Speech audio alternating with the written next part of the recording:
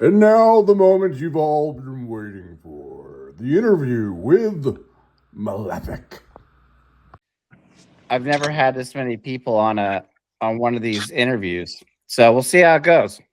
Hopefully, the sound and everything works out.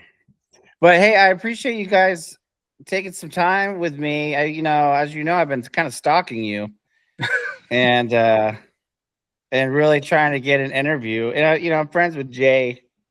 Jay, actually, I'm wearing Terminus Hate City right now. Yeah.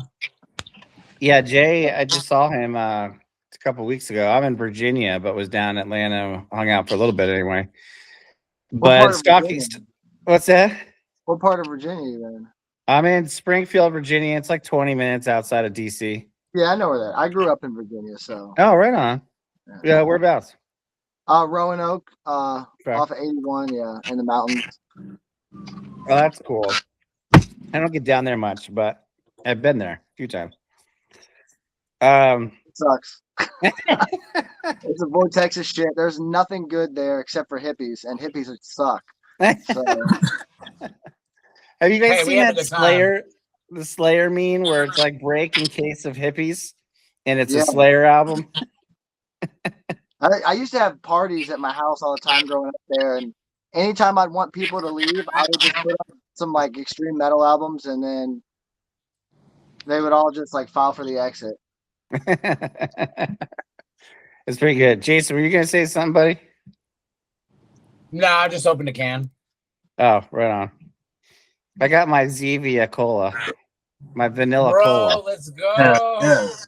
Hey, listen, it's not a Zevia. I have a Zevia in the fridge. Like I have my Dr. Zevias. Yeah.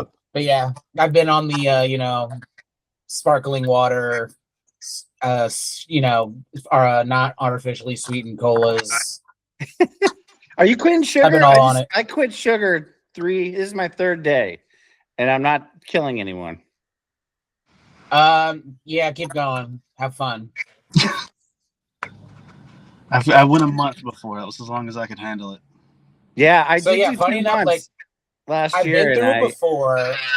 Like I've been through the sugar free thing before with the wife, and then like definitely hopped off the train, and then Sam actually gave me some inspiration because he got on it, and then I was like, damn, he fucking just dropped weight. So I was like, I was on my 4th week of finding out that like there's this gas station right down the road from me that serves these like donuts from this one bakery. Oh wow! And once I found that shit out, dude, it was like 4 weeks of fury. I was just like, that's probably a lot of people, right? It was definitely me. I quit for 2 months. I actually felt pretty good. But after the 2 months, it was like I was making up for it with a vengeance, and just got like blood work done. They're like, yeah, your A1C is pretty high. Probably should start cutting that down. Yeah, I don't want to go to the doctor at all, but I'm sure I'd be getting yelled at. Yeah, just don't go. I'm not going anymore. Yeah, you go to the doctor and you have cancer. I have no choice at this point. Like, my body's just failing on me left and right, but due to sugar or anything, it's just degenerative discs and nerves getting pinched in my neck and all kinds of stuff. Oh yeah, well, because you're friggin' drumming the way you do and singing at the same time. You're crazy. You're insane. I mean, this is probably the most obvious. Maybe this is the first question people ask: is the insanity of your drumming. I wasn't even going to go there for a while, but the insanity of your drumming and your singing. It's like, come on, like how is it done? I mean, how do you even? Do you have 3 brains or something? It sucks. I hate it, but it's a necessity. Like during the pandemic, like our singer basically / other guitar player, he quit, and since I had written most of the lyrics, in my head it was like far easier for me to try to do singing and drumming than it would be for someone else to come in, learn all the songs on guitar, and learn all the lyrics, and learn all the phrases and how to do it right. So, yeah. Hey Sam, do you happen to have headphones by chance? I think is it on speakerphone? I don't, but I can ride the mute. I don't know if it will make a difference in the final recording. I just hear it like on the speaker, but it looks like it's you're talking, but it's not. Just lower it, Sam. Just lower it a bit. You might get away with it. I think it's anyone's voice coming back through him, and then it bounces back. And I know that's what I'm saying. It just might be a little too loud for the microphone. If you lower it might be all right. It should be. It doesn't look like it's picking it up now. So it looks good. Okay. Hey, Sam, do you cause this much trouble in the band? do. Nah, he's a good boy. That's the one. The fucking one that just left fucking causes the trouble. Yeah, I suck. Wait, He's the one that I'm the most. Yeah, go ahead. That's why he's insured his job security with drums and fucking vocals. He can do whatever the fuck he wants now. Well, it's like, so did you typically not sing before? You must have had some singing experience. So I did have clean singing experience, and I've written a lot of songs. I've played in a lot of bands doing various different styles of music, mostly metal adjacent. But yeah, I could do clean vocals, no problem in drum. Done it for years, but I didn't really know how to do actual harsh vocals. So when the idea came, I was like, well, I really gotta like put the work in. And it took about a year. I retracked almost all the album vocals. And that really helped me. I learned a lot about how the voice is affected by certain techniques. And it was a huge growing experience for me because I had never taken on anything like that, let alone like I've always been a keyboard player or a drummer. So I'm always at the back. No one ever pays attention to the drummer except for other drummers. And so like this was like, oh shit, now I'm putting myself out in front to be judged and whatever and viewed by people, and it was scary. It definitely was scary. I think it was like maybe our third show in where Jason was like, yep, this is our thing now. So is that why you shaved your head? You're like, one less thing to worry about? Honestly, that's one of the reasons. But I'll tell you this little anecdote. And this isn't really what made me decide to do it. I'd been thinking about, I wanted to do it for a long time. I was tired of going around hiding my head under a hat. I was very bald on top and I had long hair and it was thin. And I basically walked around looking like the Crypt Keeper. And I was wearing a hat and my glasses. I was at a line at a show at a merch booth somewhere. I can't remember where. And there was this guy there and he was like, oh man, have you heard this awesome local metal band called Malefic? Their drummer sings. He looks like Pickles. And I was like, and I just took my hat off and my glasses off. He's like, oh, you mean me?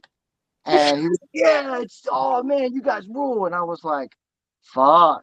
We're known as like the band with the drummer with the skullet. Like, so. Yeah, so Devin like, Townsend, man. Devin Townsend had that. He was a god. Well, see, like Devin Townsend's actually cool. I'm not. So I can't really rock the mullet or the skullet, I mean. But no, see, here's the problem. It was cool on stage, but then like he has like a bunch of other fucking hours of the day that he lives outside of the fucking stage.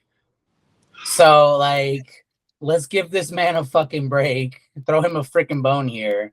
You know what I mean? That's pretty much what it was. Aaron, hey, you can't tell maybe from the camera. I'm using minoxidil because I'm thinning up here, buddy. Looks fucking good. You're not alone. Well, you probably can't see. The camera's not that good. Yes, dude, I'm eating finasteride like it's candy. Like, yeah, praying to God. I'm doing lines of Finestra. This video is brought to you by Minoxidil and Finestra. Sometimes I wish I still had long hair, but then I remember how much it's a pain to deal with, to take care of. Honestly, though, having to shave your head every 2 or 3 days sucks. It's like honestly more difficult to keep up with than having long hair. Like before this meeting, interview or whatever, that was like I was late. I worked late and I got up and I was like, I gotta shave because I'll let my hair go. if I'm not going out, like I'm not shaving that shit every day. Fuck this. So I'm like, I gotta look good for this interview. I can't come on here looking like a homeless bum or some shit. I know, especially since I've been stalking you guys for like a year. You want to make a good impression. Now that I finally caught up with you. Oh yeah. Hey, let's More if we can, can we do some of the background? You know, I was thinking about this. I have some Chat GPT from the background, but it was whatever you think of that. But what it was reminding me of, you ever watch Loudwire and they do Fact or Fiction, the Wikipedia? Yeah. I thought we'd do the Chat GPT version. It just Hell to yeah. set the record straight. I love that. Yeah, about your background. And so the first thing it says, like 2003, Malefic formed in Atlanta in the underground scene. Is that true? Technically Literally underground. We were in the sewer. Yeah, kind of. The idea, technically true. Now, the was it? idea of Malefic was floating around. There was a guy who was a big part of the band for a long time, Devin, and he had kind of kept trying to like. Devin Townsend? No, Devin Archer. I'll speak his The name. Devin Townsend. We owe where we are to him, really, because he wrote a lot of these songs. And but yeah, no, he just never could get a real lineup together, and then he had a bunch of kids, and so he went on hiatus for a while. It really wasn't until he met up with Jason and then me, like almost immediate in like 2016, 2017 or something like that, where the band really actually, in my opinion, like actually started, because he finally had a solid lineup after all these years of just trying and Yeah. so like in my thoughts, the early Malefic was an idea that manifested and it just never got anywhere until modern times. Yeah, gotcha. It sounds like, and well, another thing on here is that, I mean, that's a long time ago, 2003. So it's saying in like mid 2000s, maybe some early demos and EP activity is what it says. I forget how early some of this, like, some of the riff ideas, I'm not 100% sure, like, if some of the riff ideas are like 2003, but I think some of the riff ideas on this album were done in 2007, if I recall correctly. Not 100%. Like, which one's Mortis? Echoes of Silence. Okay, so I think some of the riffs in Echoes of Silence is like 2007 era. Blood of the Throne and Reaping are fucking early as shit. Reaping is in Darkest Dreams as well. Those are really, really early iteration Malefic. Everything else after that, though, is pretty much 2015 post. Yeah, 2003 is literally before I could play the guitar. So. Yeah, I think that I didn't even play guitar in 2003 myself. So I know that 2003 floats around there, but I don't even think that 2003 is correct. I think 2007 is actually the correct year. But I could be wrong because I've seen different things. Yeah, maybe I should have asked Claude or Gemini. Yeah, Claude is the preferred. Well, it got this wrong too. It sounds like that the early 2020s was the revival. It sounds like it might have been revived a little bit earlier than that.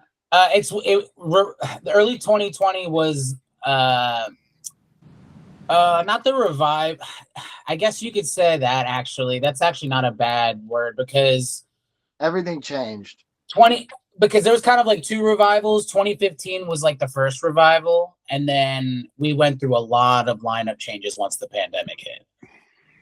It was like we were already dealing with the loss of the original songwriter, who was also the lead singer and guitarist. We were already still dealing with that, and then we lost another guitarist right after that. It was kind of like a 1-2 hit. And then like a bassist that, it's just like a lot of just lineup shit over and over again. So 2020 was definitely a bit of a second revival, if you can Gotcha. call it. And it even gives you credit, Jason Davila. Did I say your last name right? Yeah, that was fun. Jason Davila resurrects the project with a new lineup. Are you guys okay with that? Giving him all the credit? Sure. Yeah, absolutely. I think it's fairly accurate. So That's cool. yeah. And then Impermanence. So when did Impermanence come out? Like it says Impermanence era, 2024 to 2026. So did it come out in 2024 or 2025? I ordered it. Came out in I haven't got it 2026. It came out this year, but This the fucking album, white like we started recording it at the end of 2019 or maybe the beginning of 2019, something around there. I tracked drums then, and then we immediately started tracking guitars, and everybody worked jobs. So like, it's like super hard to get things going and be like diligent about stuff. And then once we kind of got everything tracked, then we went through all those lineup changes, had to retrack stuff. And we played a lot of shows too during that time. So the album kind of went on hold. And then once the pandemic kind of broke out, we were playing a lot of shows. And then we were like, we need to get this album. We boosted our presence. We're known. Now let's throw this album out. And we probably spent a good while. Like we found another person to mix it, Alex. He did an absolutely incredible job. He basically remixed what we had and mastered it, and then we were shopping for labels, and it was really hard because at that point, like most of the labels were dropping bands. And then we were at a show. I think we played a show at 529. Jay was like, "Hey man, like, what's up, man? You guys want to get this album out? Let's do it." And I was like, we talked for a little bit, and he was the first one that really believed in us and wanted to help support us. And it was like finally coming together. And of course, then there's like all the red tape of like going through the album release process, which took another year pretty much. But here we are. It's out now. It's been doing amazing things. And Can I give you a compliment? It was worth the wait. Like it's just like I said when I was stalking you, it just kicks my ass like all over the place. They're all great. It's like becomes this like exercise listening to it. I'm like, oh, I think that's my favorite riff of the song. Oh, no. That's my favorite riff of the song. Like I'm a guitar player, so but I'm a guitar player that fangirls out on drumming. So it's just like really, it's perfect for me. I'm an old thrash guy, big four, Megadeth, Slayer, the big ones for me, Metallica too. But I'm kind of new to, and if I mess up like the nomenclature here, but I'm a little new to like black metal. But this was kind of like, it seemed like an amalgamation of a number of genres, but black metal maybe being one of those things. So it's kind of cool to like understand that a little bit more through for me, through like the mouthpiece of thrash. yeah, I love it, dude. That's a great way. That's a great way to put it. I love that actually. So however long it took, whatever patience you had to exercise, it was worth it, man. I think it's so good. And when I listen to it too, I'm like, this is like a huge, arena album. Like this is the type of band that's going to be playing, big time. That's why I was stalking you. I was like, I'm going to get them before. Well, you're very kind, and we fucking hope so. Genuinely, we really hope so. But to speak to that, as far as like being able to deliver, like I really like how you put it, like the like delivering the blackness through like the mouthpiece of thrash. It's that's really how it's been for, I feel like, quite a few of us when it comes to this band and just this project, and for anyone else who latches onto it. It's been a great mouthpiece for getting people into genres that they probably normally wouldn't fuck with. Yeah, I'm a victim of it. Fucking Sam over here is power metal, and for some reason he likes this shit. I don't know why. I have no business liking any of this shit. I'm the worst. But again, for some reason, and it's something that we're going to aim to do as we continue, is just be able to deliver that kind of just ability to mix those genres enough to where you get a little bit of it, and then somehow you get a little bit of the taste of it, but not too much to where, you know, depending on who you are, it might not make it sour for you. Because trust me, for me, and I'll go ahead and right out say it, like, I can't do a whole black metal album. I can't. Yeah. Depending on which it is, you know, there's maybe a few subgenres of black metal I might be okay with, but yeah, there was a period of time where we were gonna get Jason to just listen to all our favorite bands because he hates like everything. So we might still do that. We should. We definitely should. We absolutely should. So who drives who, or is it, would you say it's equal? I know you're both on here, but Sam, with the guitar playing, are you pushing Jason to go past his boundaries, or is Jason pushing you, or is it sort of a push and pull, depending on what you're doing? I think we've kind of got a cool situation going where his right hand is way more than, like, as far as like the rhythm chops go, he's like Hetfield incarnate. I can't touch that. And then I'm just like 80s like Shrapnel Records guy that just wants to play quick licks. So I just let him handle all the rhythms, and then I'll do my little masturbation stuff in the corner over there. Yeah, well, the solos are great. That's one thing I noticed too. The solos it was sort of like very refreshing because you guys don't go too crazy on the solos. You do, like, I feel like just the right sprinkle of it, and a lot of the wizardry is in the rhythm, and that you could maybe consider solos at times. You know, I blew it because I'm using my phone. I was like, yeah, I'm gonna play some of the riffs I like on the microphone, and I don't know if I know how to do that now. But be using the phone, I can't believe I didn't think of that. I probably should have grabbed something else to play it with. But what is it? Oh, it's Deserter, I think. Deserter is my favorite song, I think. But it's the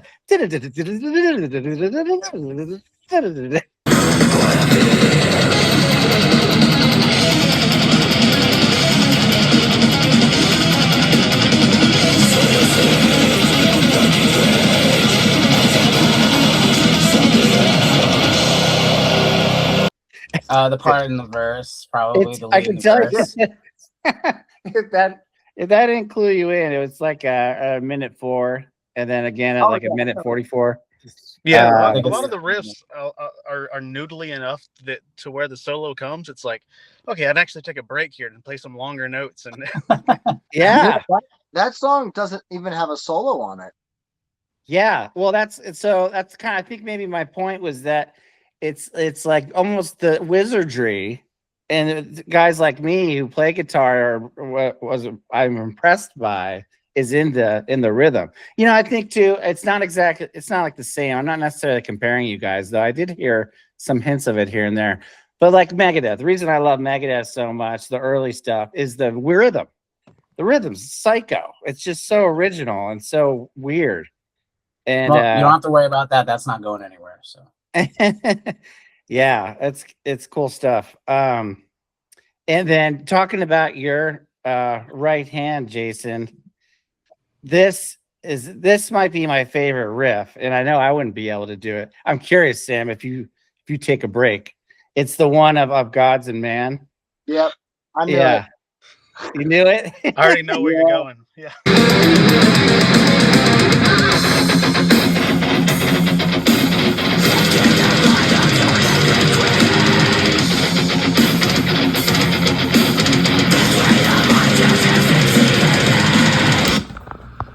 Dude, it reminds me. Are you talking about like the breakdown-ish part? Yes. There's no way I'm hearing it, and it's funny because I have a buddy that I used to play with in a band, and I know he could do it because he would do stuff like that was so fast. And I remember I'm like, dude, I can't.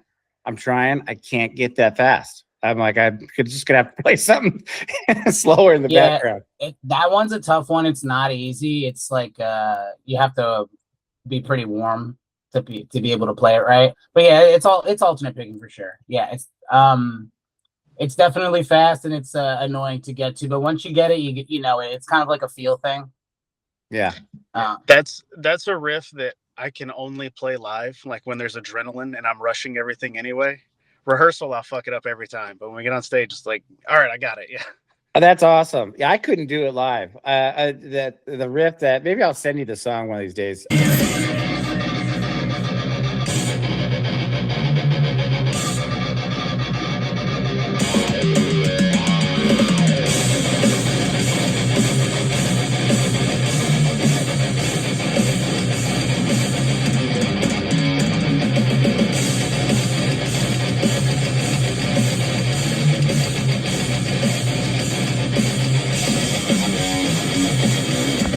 It's very similar in the rapidness of it, and it was something I could never play live, even with all the adrenaline. Just really impressive, really cool stuff.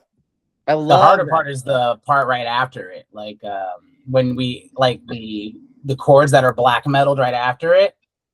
Way harder than the. It's so much harder to do the chords because it's like, you have to selectively pick what part of the chord you are on, and it's like it's very difficult. There's a lot of like selective muting, and fuck that part. Oh, fuck that part. You know, and he's not here, but is Andy? He's not. When I watched the video, I've seen the video a bunch of times. Oh shoot, The Haunting. Did I get that right? I got it wrong, didn't I? It haunts, maybe. It haunts. It haunts. Sorry. Is Andy? Is he playing with his fingers? He's not using a pick. Yeah, he's not. He is playing with his fingers, but technically the album was tracked with a pick. I was gonna say I don't know how. I have no idea how you would do that. Oh fuck no. Well, actually, no. I would say that part's doable with fingers. You just have to get creative. You use 3, yeah. I mean, say it's got to be doable with fingers. You just have to be creative. The syncing of him and the double bass, dude. I want to see your shins. Like, are your shins just got these like big bulging muscles? And... All right, not safe for work. Jesus Christ, just ready. It's demonetized. That's for the feet haters. Fuck y'all. But I'm not a foot guy. just that's gross. But the double bass is insane, and then but there's a lot. I mean, a lot of it. It sounds to me that the bass is really, really punching it with you with the double bass, and that's why it hits so hard throughout the album. Possibly. You guys don't even know what Andy plays, do you? Well, Jason, go ahead, Jason. Yeah, I technically track the bass for the album. Yeah. So yeah, Andy's just he'll play it live, but yeah, I definitely picked it for the album. So because I was originally the bassist when I joined the band, and then eventually when Devin left us, I went ahead and moved up to guitar. Gotcha. But and back to you, Aaron, the drumming, dude. Again, I just want to fangirl out a little bit.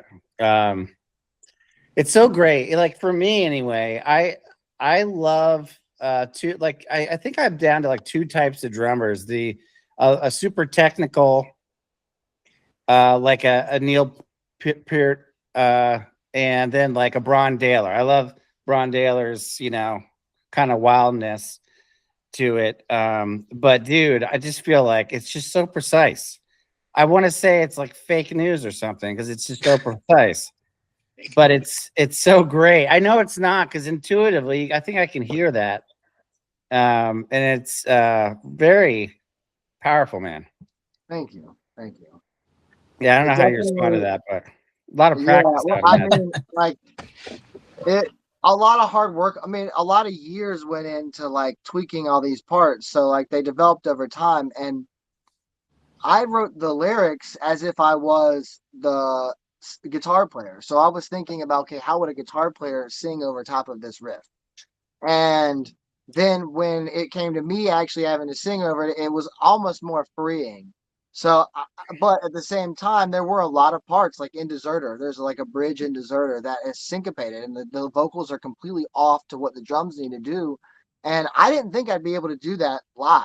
And I was gonna assign it to Jason or someone else in the band to do that part, but I practiced it a bunch and was able to just nail it and feel it out, and um, it ended up working. So, but yeah, if I don't maintain and play like up to speed on like a regular basis, 2 or 3 times a week, if not more, it's hard to be able to play that clean. He and starts stay falling apart like a fucking old man. Well, Literally, he I just would starts think anybody falling would. apart, dude. How do you last a whole show, man? How many songs do you guys play typically if you're headlining? Right now, we've been playing around 35-minute sets, which is like 8 or 9 songs, which is not even the whole album. We play like 7 off the album. We have played all of the songs before live off the album, but some of them we haven't done recently. At But one we also point, have some new material that we've been playing live too. So we have, but the album's short. Even if we played the whole album through, it's only a 40-minute set. So like, um, I definitely can keep going. Last Saturday, I had to do double duty, so I played a whole Malefic set and then played a whole other 45-minute set with another band. Yeah. And like, it's just like an endurance athlete. Like my muscles aren't like, they're just used to holding the endurance, and that it's something that takes like constant practice. Yeah. Like the chops don't leave me if I go 2 or 3 weeks. It's the endurance that leaves. Mm. I go a little bit. Yeah, man. I mean, it's both points taken. I would imagine it would have to take a lot of practice and endurance. I mean, it's just so powerful, fast, and the blast beats, and there's a double bass. Jeez, it's just insane. So great, dude. And it's just so precise. And I like your drum set too. Is that the one in the background you showed me earlier? Is that the same one that was in the video? Yeah. It's right now I'm reheading it, so I'm like reskinning it, putting all new drum heads on it, and hopefully get some like logo heads on the front or the album art here soon.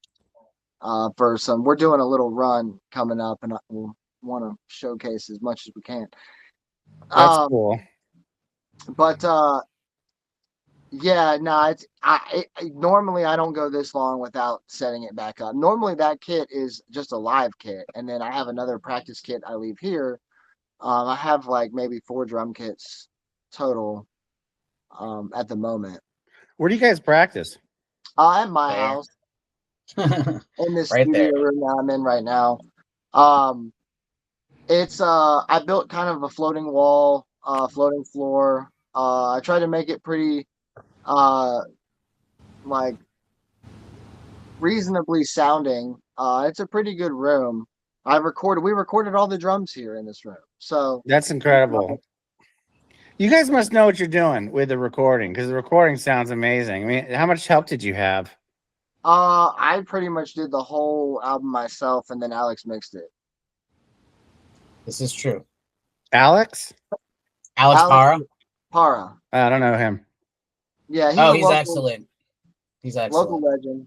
Oh, okay. Yeah. Yeah, he's done a few pretty notable albums at this point. He's done Paladin's album, which is his own band, of course. What were the other ones, Aaron? You would know way better than No, me. he didn't mix the Paladin. He mixed the Sadistic Ritual ones. My bad. He did the newest Atrophy album. He's done quite a bit of stuff for the local scene as well. He did the newest Exo Void. They're a badass death metal band out of Bama.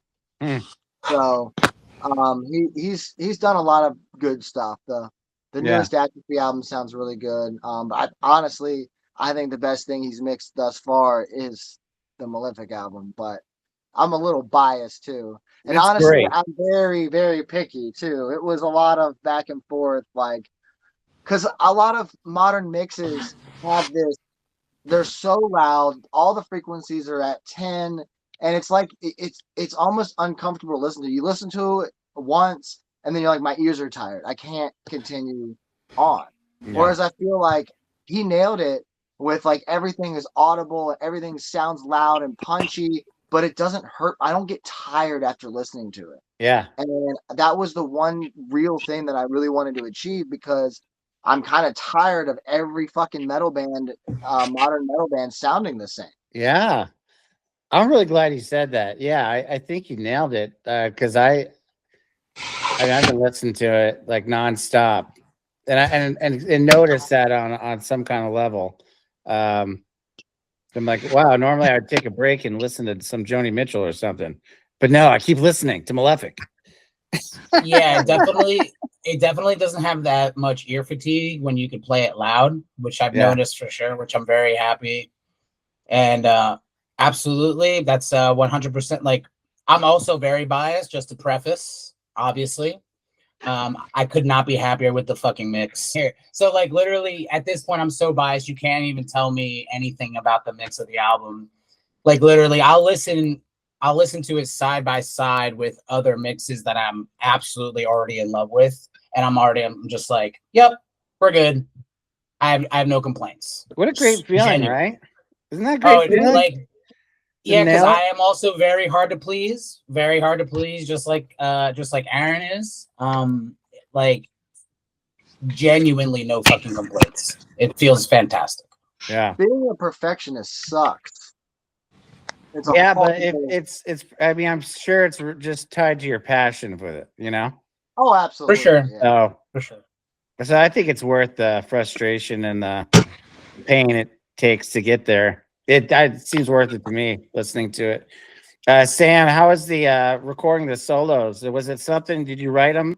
Yeah. So it was, basically Aaron said, hey, these songs at these points, this is where the solo hits. And I just, I've got my own little mini studio at home, and I just knocked them out there and would send it back. And for the most part, I don't think you had any corrections for them.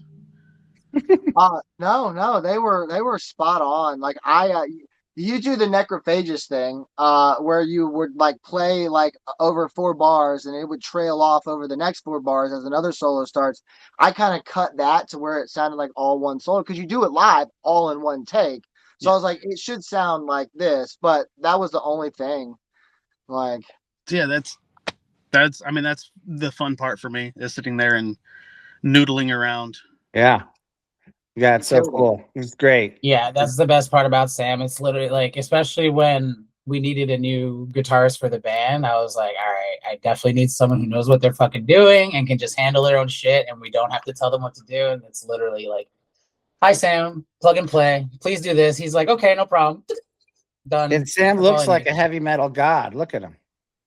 He is. I'll take that. He's exactly what we needed. He looks amazing on stage. He plays amazing. He does all the fast notes really fucking quick. Fucking slams it. Because I could never. We fit each other perfectly in the sense that we fill each other's holes. I could not do what he does, and he cannot do what I do, and then that's it. Done. Let's leave it there. Yeah, I could never do this shit.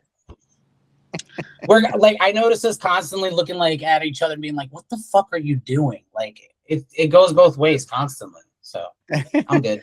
Can I tell you something? Watching It Haunts. Did I get it right this time? Jeez, I feel like I should know that title by now. Looking at you, Jason, I was like, oh, I wonder if he's going to be hard to interview. He looks like he's very internal. He's the opposite. And he needs to get out there more. I keep trying to encourage him. I was like, dude, you need to show your face on our IG channel. You need to be talking to people. You're hilarious. You're like one of the funniest people I fucking know. And you're over here like, this is stupid. I don't want to talk to people on the internet. Because it honestly is. It sucks. I literally feel like killing my... I'm comfortable here. I'm Aaron from Malefic. How are you guys doing? Like, that just sucks. But you know what? People want to hear that. They want to know about this. He's not wrong. How we did this. Like, they want to know about our person. Like, people are interested in that stuff. No, he's not wrong. Well, hey, good news. I'm going to post this soon. Hey, tell me about Impermanence. I was thinking about, and I haven't read, I don't think your lyrics are available. Are they on the bundle? for the record? They're in the vinyl. They will be they're printed in the vinyl. They're not on the CD version. But they will be printed in the vinyl version. I think our We gotta get them website on Spotify. our website has the 3 singles up. I do intend to put the whole album up on our website. I just got to clear that with Jay. But I have all the information about the songs, all the lyrics on the website of the 3 singles that are up there so far. So Yeah, that's great. but once I get the whole album, you'll be able to read the rest of them. So what From what the is the you know, looking at Impermanence and you know, I'm not I think you're enunciating, and I think it's actually quite refreshing, because there's some bands I'm like, I have just no idea what you're saying, but That I'm was- not catching all of it yet. I think I need some more time with the record, but I'm like, hey, this album's either about Taoism or Buddhism or Satanism. I can't tell.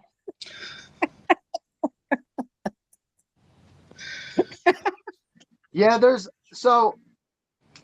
typical black metal trope is Satanism, but Satanism is so inherently tied into Christianity that it's like you might as well just be a Christian band, because like the idea of Satan and the idea of hell all comes from Christianity. So what are you doing? And I mean, we even had floated around in the beginning the whole makeup thing, and it just wasn't us. Yeah. And with the lyrics, like I wanted to be more raw. I wanted it to be more real. I wanted it to have a more of a relatable, because some of the music that I love, that's the best, that I think that I relate to the most, is when I can relate to the lyrics. And I think that's some of the better music that's out there. A lot of people like Sam and Jason, they don't give a shit about the lyrics. They don't listen to lyrics when they listen to bands, but a lot of people do. And it was really important to me, like as a singer, I have a message. I have something to say. Mhm. Yeah. And I feel like the music speaks for itself, but also like the lyrics need to be like, they need to relate somehow to the feeling that the music presents. And so I would listen to some of the songs over and over again, instrumental versions of demos, and be like, okay, what is this? What is the imagery that is invoked in my mind when I'm hearing this? And that was pretty much the basis for a couple of the ideas for the songs. But like the enunciation thing, like that was crucial. I want people to be able to understand me.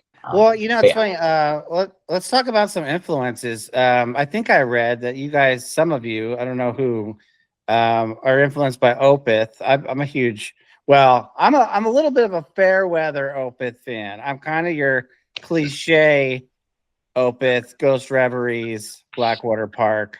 Fair. I don't think I didn't get too much branch out much further than that. But I can understand him. In his growls and And whatnot. he had something to say. He had What's that? something to say, and he Yeah. made it clear, and that was important. Yeah. So are you guys all influenced by Opeth, or is it mostly Jason? Or Me, I grew up on prog rock, so anything prog adjacent, weird time signatures, lots of changes, I'm all about that stuff. yeah. Jason, I love all Opeth. Opeth's like my number one band of all time. So Yeah. And Sam, what is power metal anyway? What is that like? Is that like Five Finger Death Punch? I don't even know. We call it virgin metal around here. It's dorky music, right? Songs about dragons with fast guitar solos. I love dragons. Everybody loves dragons. Yeah, it's like power metal's like Blind Guardian, fucking Hammerfall, that kind of stuff. Is Arch Enemy considered power metal? No. They're not? You have to have clean vocals to be a power metal band. What are they considered? Like death power metal? It's like mellow death. Melodic death metal, yeah. Okay, because they kind of remind me of power metal. They're just like always fucking like constantly. I never heard of mellow metal. They could be. This is like Children of Bodom. If Children of Bodom had clean vocals, it would have been a power metal. Okay. Who's the guitarist? Who's the lead guitarist of Children of Bodom? Alexa. Was that like? Do you think he's one of the most unique, one of the top 10 most unique guitarists of all time? He was probably the biggest influence on me for. I mean, it was Metallica, then it was Bodom, and I was obsessed with Bodom for. I mean, I still am. So I don't listen. I've never listened to them, and I read That was an a article, and he was up there with Brent Hines too, which I think is appropriate, unique guitarist. So, but I was like, oh, I gotta listen to these guys. I for some reason I just haven't really come across them much, but I will now. I You, think Sam. I think Alexi is the last guitar hero. Like there are obviously great guitar players. John Mayer is a guitar hero, my friend. Sure, but like as far as like the '80s rock star get like these larger than life people, I think Alexi Laiho is the last one of that era. Yeah, that's cool. I'm glad we brought that up. I'm gonna check them out. It's probably long overdue. But so back to the theme of the album, Impermanence. That's why I thought Buddhism, and I think I caught a hint of it in the lyrics too, listening, just like, in my mind, something I trip out on every once in a while. I just feel like life's fast, dude. Like it's like you're here, you're gone. It's just, and so we gotta just chill out and like not worry about it so much because it's just fast. Do the best you can. That's what I was getting from the lyrical content and just the word impermanence, because I think I already came with my own thoughts on that stuff. But am I on the right track there? Or? Yeah, I mean, so as far as like originally, I guess I'll have to go back to the beginning. Like originally, we wanted to title the album "Blood of the Throne." We were going to use this art right here, but we decided that we could do we could do something better, more bright, colorful, and different than just your typical metal one. So we ended up using that for the demo, and we printed shirts and some posters and whatnot because it's good art. And then we're like, well, this art doesn't really fit Blood of the Throne title. Let's call it Obsidian Earth. And then 2 other Atlanta bands released songs or albums with the word Obsidian in it. And we were like, well, we can't use that now. So basically, from that point, we were like, well, we don't know what to name it. We had so many different ideas of songs. Oh, the cat just came in here. We had so many different ideas of album titles, and we pretty much just couldn't come up with anything. And then finally, I was at a party. It was actually my head shaving party, and Alex was there, and my roommate, and Sam was there, and we were all just kind of standing around. And someone said, we were talking about life and how it's so short and how like nothing lasts forever. And someone said, yeah, like Impermanence. And I was like, that's it. That's the fucking album title. Like that's perfect. And I tossed it to the guy. Sam was of course there, and he was like, yeah, that's cool. And yeah, it ended up meaning so much more. I guess Jason can take it from here. So I got completely distracted because my girlfriend and the cat just kind of walked through the room. So I was also distracted. What are we talking about?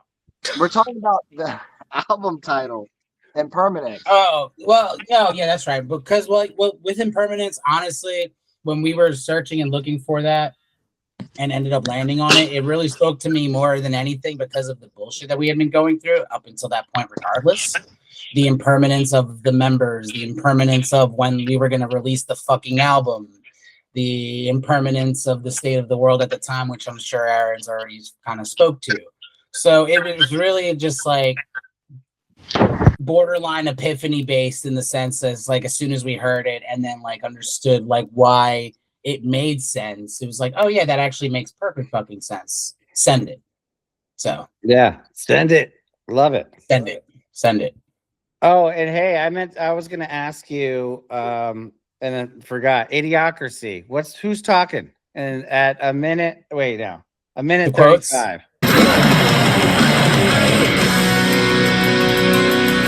is it about society that disappoints you?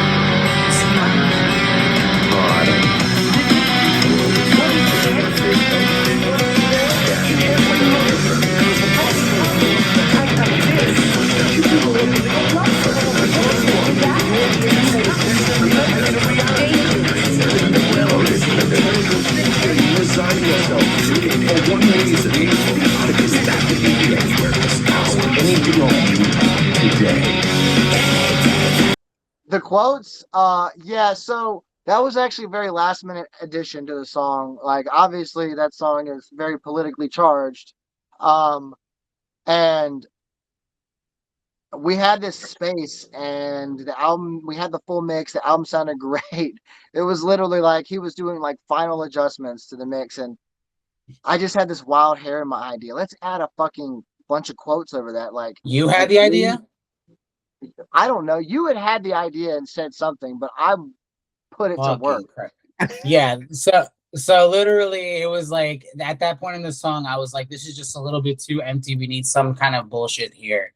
And I immediately thought of I forget which song by Dream Theater. I think it's Repentance, maybe. They do I think it a it's lot. A lot of bands did that a lot. A lot of 80s Well, bands. yeah, plenty of bands have done it, but just my particular influence of what I had thought of at the time. Definitely Repentance. Yeah, I think it was Repentance from Dream Theater. That it was one of them. There's also like a Scenes from a Memory track from Dream Theater as well that I was also thinking of, right? Whatever, doesn't matter. That's what I was thinking. Very much Dream Theater. They've done it quite a few times. But what is it from? Oh, so oh, you said what's it's from? So it's like 4 different quotes. One is from the Newsroom, where he's basically saying like America is not the greatest nation in the world. And then another one is from Andor, which is a Star Wars show, but it's a very politically charged Star Wars show. That's the female speech. And another one is there's this really awesome show called Mr. Robot. That's all. It's hard to really explain here in a short period of time, but he sits down with a therapist and he's talking about how bullshit capitalism is and society is all fucked and everyone just is fucking fucked basically. And then there's another quote. It's Hugh Laurie. I can't remember what movie it's from, but he's basically talking about how like mankind is, you could do this whole experiment again and man will always end up in this same spot no matter what. That's cool. So it's not from the movie Idiocracy like I thought. Actually, the song has like, I chose the title Idiocracy. The title for a long time for that song was called Rot. And I just felt that was too plain and too like, eh. And so like I changed it to Idiocracy to fit more of what I was talking about. But when I wrote the lyrics, I wasn't thinking or talking about that film in any way whatsoever. I was just kind of like sarcastically mocking this modern stupidity and the dumb leading the dumb. Hey, there's this. Let me ask this. I do feel that metal still is a voice, a political voice, and there's something for me. I don't know that's cool about that. Maybe it's the Megadeth in me, and I'm just noticing Vic Rattlehead back there. Do you know I got married by Megadeth? Not to name drop things, but I did this Megadeth event with my wife in 2017, and David Ellefson married us at Dave Mustaine's house. That's amazing. Wow. Megadeth boot camp. I'll send you some pictures. Amazing. It's pretty cool. But Vic Rattlehead got in his garb, and he actually the guy who plays him all the time and in the new Megadeth videos is Rafael Pensado, and he's been on the show too. But he walked my wife down the aisle. It's pretty cool. Wow, that's badass. But awesome. like Jay Crash's band Celestial Death, I mean, even if I don't share all the same opinions, I'm kind of glad that there's metal out there like putting their fist in the air. Yeah, absolutely. That's one thing I always thought was really stupid when people would, keep politics out of music, and it's like, well, that's what art is for. So yeah, and talk about I recently posted this thing about Bob Marley. I love Bob Marley, and I love that the guy, they try to kill him, assassinate him. He goes and performs the next day at some festival in Jamaica, then goes into exile, comes back and at the One Love Peace concert unites two political parties, one of them is responsible for the assassination attempt. I think that's power. Like that's Hell yeah. that's pretty cool stuff. Yeah. Music's always been powerful. Yeah. It's the voice of the soul. Yeah. It really is. Yeah, Well, it's why I'm fucking doing it. There was no actual reason for me to do music other than it made me feel a certain way, straight up. So, hey, guess what? Your music's making other people feel really a certain but I'm way hoping for too, it. man. Thank you, brother. Thank you. And including this Love to guy. hear that. Love to hear it.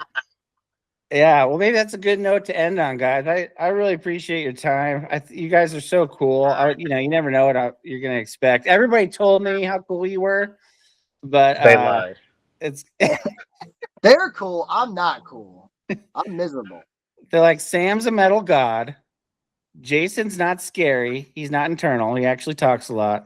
And Aaron is as cool as his promotions of. Aaron's a sweet. Impermanence. He's a sweetie pie. Aaron's a complete sweetie pie. That's on the And next Andy, album, who right? knows about Sam Metal Andy? I God? don't know. I'm sure he's Andy's cool too. awesome. Yeah, I wish Andy were here. He can talk more than all of us. Yeah, he would be a talking Oh, motherfucker. Andy is great. He's great. Yeah, we'll get Andy on next time. Yeah, Hopefully. sure.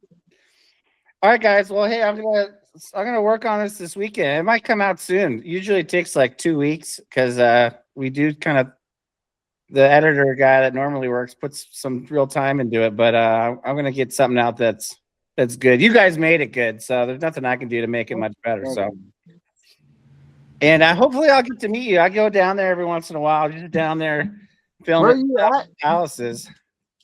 Where are you normally at? I'm in DC, right outside Okay. DC.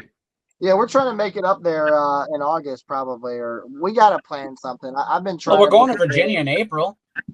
Well, we'll be in Chesapeake. Chesapeake? Okay. Yeah. That's a little bit of ways, but keep me posted. I'm sure I'll see it. Yeah, I was trying to get up that way, but it just we're hoping for a really big show here in Atlanta soon. So Okay, yeah, and I get to Atlanta. I try to make it at least once a year, but usually like twice a year. I don't know friends up here. They're all in maybe Atlanta. I'll set up a show with Palaces. They're good buddies of mine. So Oh, dude, you should. I don't know if you're tracking it, but we're putting out some teasers for a big interview we just did down there. And so every week we do a little funny little sketch. I don't know if you saw the Kelly Death Pickle sketch with them. Yep. That was me and Video Raheem. And then we did. He's so good. Yeah, he's my brother now. He's great. Yeah. And Steven, we did one with him. So next week is, I think Monday, we're gonna post one with Eric. That should be pretty funny. We'll see. Oh God, Eric's awesome. He's a cool dude. Yeah, he's awesome. I love those guys. Yeah. They're just. I feel like they're family. I feel like a lot of bands now. Leaf Blower. Do you guys know Leaf Blower? We Yeah. played a show with him. Yeah. Tim Jones. He's like, I don't know, soul brother. Love Good him. dudes. He's been on. Super good dudes in Leaf Blower. Yeah, and Star to Play. They've been both of those bands have been getting up there. Yosemite and Black was on the show a long time ago. They've done some awesome stuff for the yeah. scene, for sure. Yeah, that's pretty cool. Yeah, they're When killing it. Cold Shoulder blew up, and then the next thing you know, they're going to Denmark or something. Yeah, I don't know. I get that feeling with you guys, man. I don't. we're trying. We're Yeah. hoping. I mean, Yeah, we hope so, doing brother. everything I Fingers can crossed. to my ability. Yeah. Well, hey, you got all of my support. I'm definitely a fan. I'll promote you any way I can. I can't wait to see what you guys do, and I'm gonna keep on listening because it's awesome, man. Pumps me up. Every song. I mean, just like every song. It's a great you. record, man. Should be really Thank proud. Thank you so much. Seriously. Yeah. Hey, nice to meet you guys. I'll let you go. Likewise.